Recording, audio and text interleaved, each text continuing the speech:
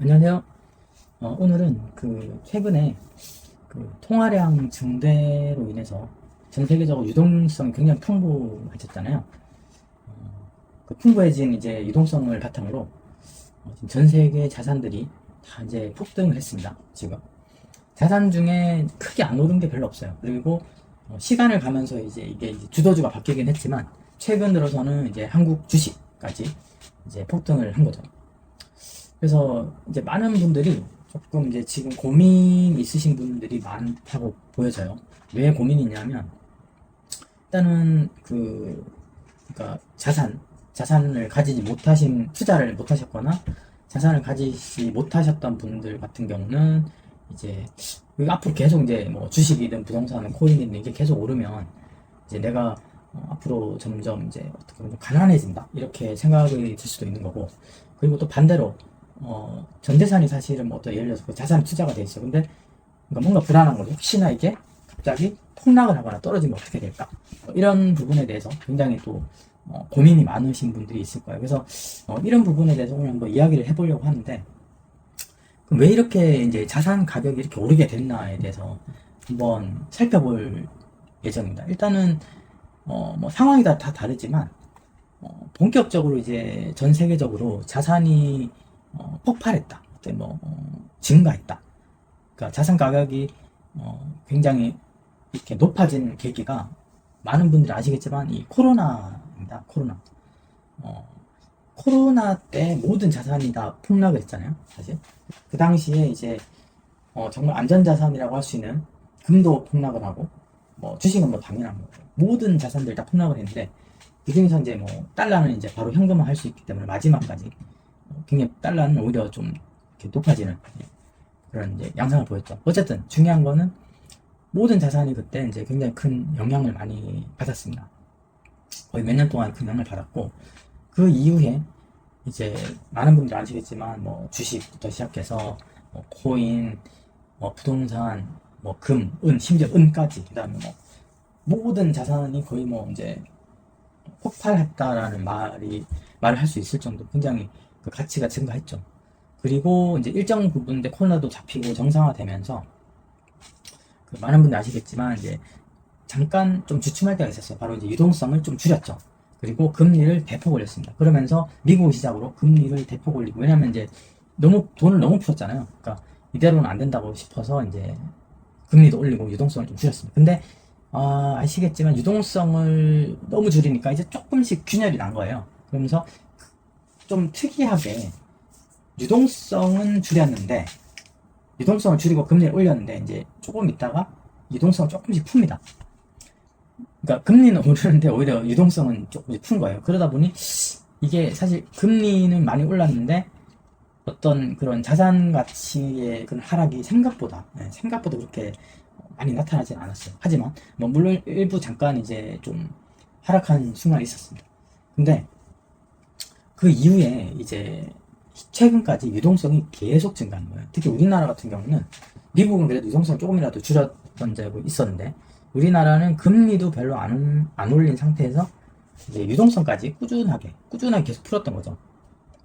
그게 이제 쌓이다 보니까 최근에 이제 어떤 코스닥, 이제 코스피 지수가 이제 굉장히 뭐 9,000선 이상을 찍는다든지 이런 이제 지금 현재 상황이 이제 오게 된 거죠.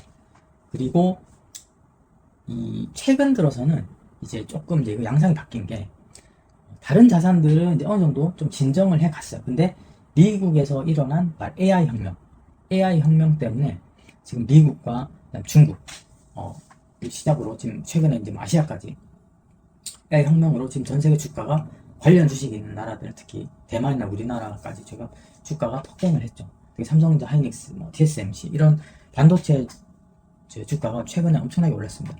자, 그러면 이게 이제 앞으로 최근에 AI 혁명까지 왔잖아요. 그러면 이제 이게 앞으로 어떻게 될 건지가 우리가 봐야 되거든요. 근데 지금 현재 확실한 건 아니지만 뭐 30년 계속적으로도 30년 이후라도 미국의 통화량은 뭐 특별한 상황이 없는다고 하면 꾸준하게 아마 상승할 가능성이 조금 높다라고 보여져요. 꾸준하게. 그러면 이 미국의 통화량도 그렇고 우리나라도 똑같고 뭐 전 세계도 비슷하죠. 뭐 일본도 똑같고. 이제 금리는 좀 높아질 수 있어요. 왜냐면 인플레이션이 이제 너무 높아지다 보니까. 하지만 이 통화량은 유동성은 계속 풀어줄 가능성이 있다고 봐야 될 겁니다. 그럼 이렇게 되면 결과적으로는 이 자산 가치, 뭐 주식이든 부동산이든 코인이든 이런 자산 가치는 어느 정도는 이제 올라갈 가능성이 좀 높다 이렇게 보여져요. 다만 이제 그러면 그거는 이제 알고 있는데 이게 어느 정도 이제 앞으로 오를 건지를 우리가 모르잖아요. 그러다 보니 이 부분에 대해서 이제 저희가 좀 고민을 해볼 필요가 있는 거죠. 특히 이제 뭐 코스피 같은 경우는 지금 너무 올랐습니다. 지금 뭐 너무 올라가지고 지금 전 세계 수익률이 거의 뭐 1위에요 지금. 1일 정도로 너무 오르다 보니까 이게 이제 불안한 거죠. 어떻게 보면 분명히 중간에 조정이 있을 텐데, 하지만 또 어떻게 보면 조정이 꽤 많았어요 생각보다. 거의 뭐 롤러코스터처럼 조정이 많았기 때문에 또 어떻게 보면 또 크게 중요하지 않다고 생각하는 부분도 있죠. 그래서 그러면 이제 하락할 가능성에 대해서 우리가 한번 체크를 해봐야 되잖아요.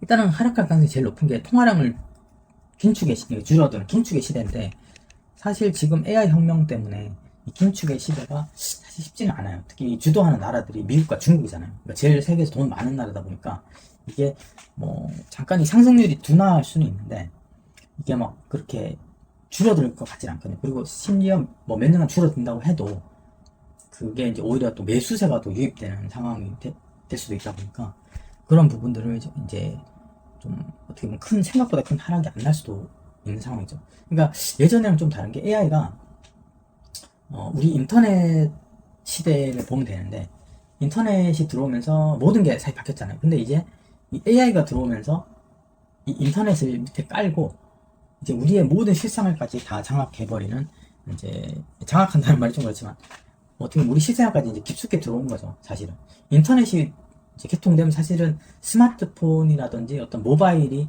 깊숙이 들어왔잖아요. 그런 거랑 똑같이 이제 AI가 오면서 인터넷과 모바일을 타고 이제 그 위로 오는 거죠. 이게 우리 모든 생활과 깊숙하게 이제 연관이 되어 있는 상황입니다.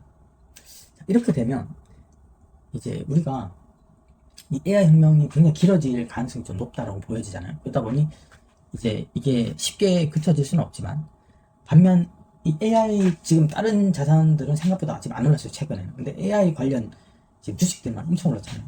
그러다 보니 일단 이 세금적인 부분이 또 대두될 수가 있습니다. 그러니까 지금 전 세계적으로 반도체라든지 뭐 미국의 뭐 그런 IT 기업들, IT 공룡들이 엄청난 돈을 벌고 있다 보니까 엄청난 또 세금을 추징할 가능성이 사실 있어 보여요. 왜냐하면 지금 이것 때문에 빈부격차가 심해질 가능성이 높거든요. 그래서 세금 이슈가 분명히 있는데, 다만 이게 큰 문제가 될 수도 있고 안 될 수도 있는 게 이미 너무 돈 많이 벌는 거예요.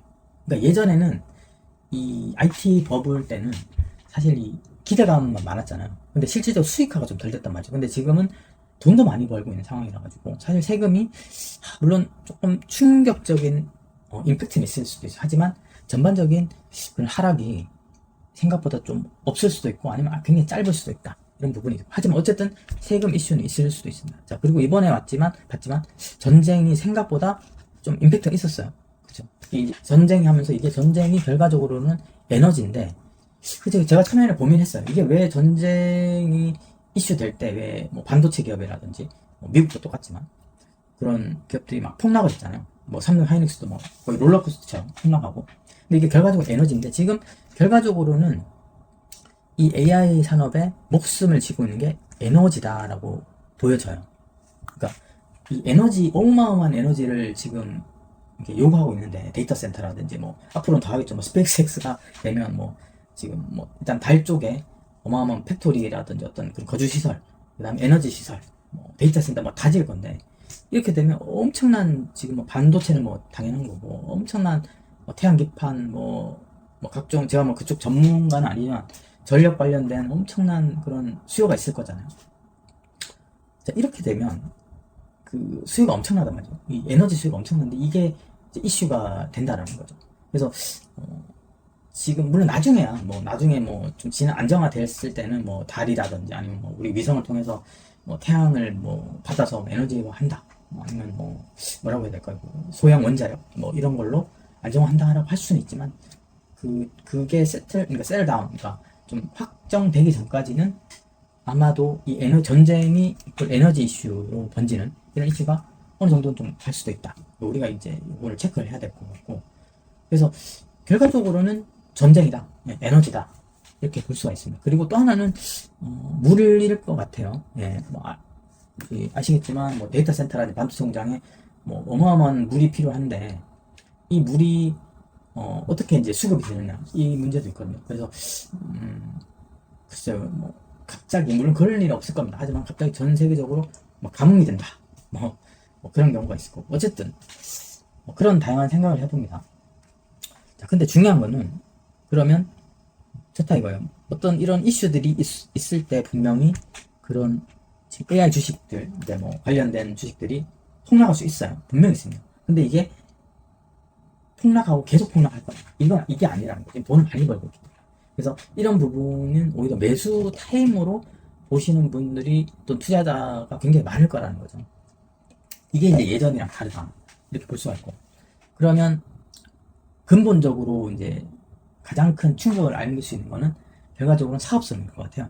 그러니까 엄청난 투자를 하는데 사업성이 안 나온다 라고 했을 때는 문제가 되는데, 지금 돈을 많이 벌고 있잖아요. 근데 우리 반도체가 돈을 많이 벌고 있단 말이죠. 근데 이 반도체는 결과적으로 그러니까 써주는 곳, 이제 예를 들어서 엔비디아라든지 구글이라든지 이런 기업들인데, 결과적으로 미국의 나스닥에 포진되어 있는 IT 공룡들의 수익성에 달려 있다라고 볼 수가 있겠습니다.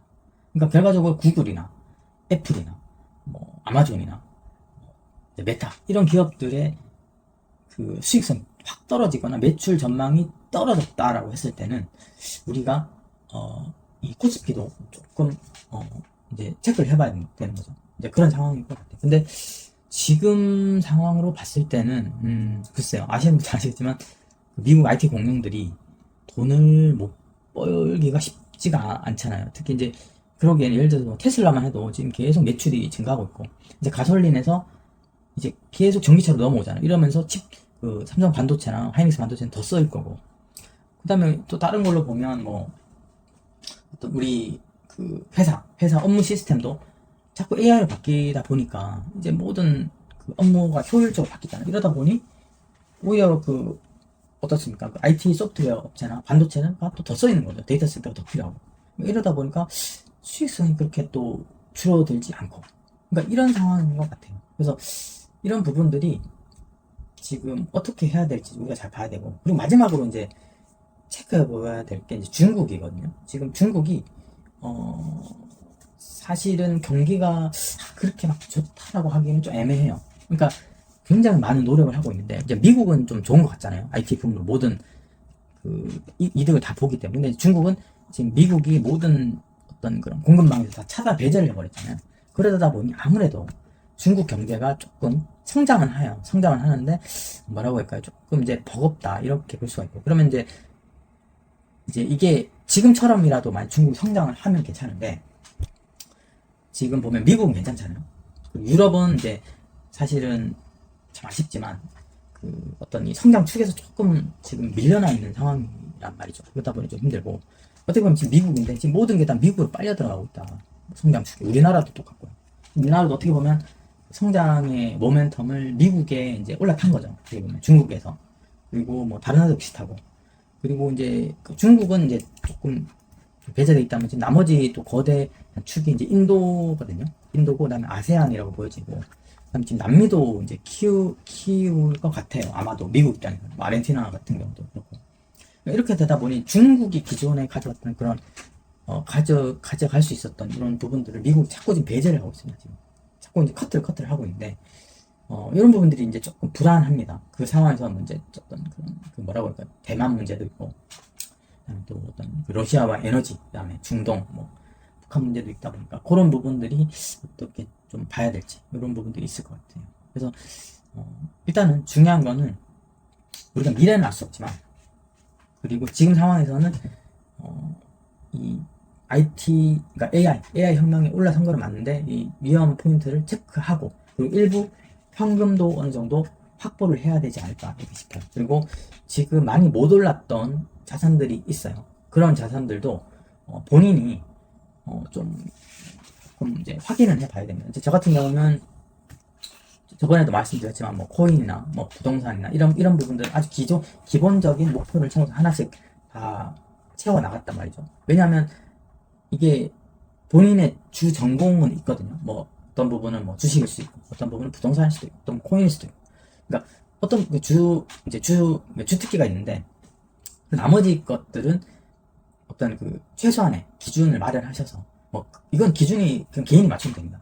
뭐 예를 들면 어떤 분은 난 주식이 전문이지만 금은 최소한 한 100g은 보유한다. 그 다음에 부동산은 내 전공은 아니지만 뭐 서울이면 서울, 뭐 지방이면 지방, 어디 좋습니다. 본인이 원하는 곳에 한 채는 마련한다. 왜냐면 본인 살 때는 있어야 되죠. 아니면 이런 부분도 있습니다. 저 같은 경우도 이제 같은 생각이지만 그냥 주식을 많이 한다고 가정하자고. 그러면 주식이 내가 전공인데 부산 해운대 아파트 하나는 꼭 있어야 한다. 이렇게 생각할 수도 있죠. 왜냐면 서울에서 내가 월세를 살고 그리고 내가 이제 휴가 때는 부산에 가서 해운대 아파트에서 이제 뭐 노후를 즐긴다든지 아니면 어떤 고향이 그쪽이신 분들은 거기서 친구를 만난다든지 이렇게 할 수도 있는 겁니다. 아니면 뭐 내가 굳이 요즘에는 국내에 있을 필요 없잖아요. 뭐 도쿄나 뭐 후쿠오카, 오사카 이런 데 집을 한 채 있는 거예요. 거기 가서 한 채 산다. 그러니까 기본을 하고 코인도 내가 비트코인 하나는 있어야 된다. 혹시나 비트코인이 빵원이 될 수도 있지만 비트코인이 10억이 될 수도 있는 거잖아요. 그러니까 이런 부분들에 대해서 이제 좀 기본적인 어떻게 보면 포모를 피할 수 있는 그런 안전장치를 마련하는 것도 하나의 방법일 수도 있다. 이렇게 보여집니다. 어쨌든 오늘은 여기까지 하고 또 다음 시간에 뵙겠습니다. 감사합니다.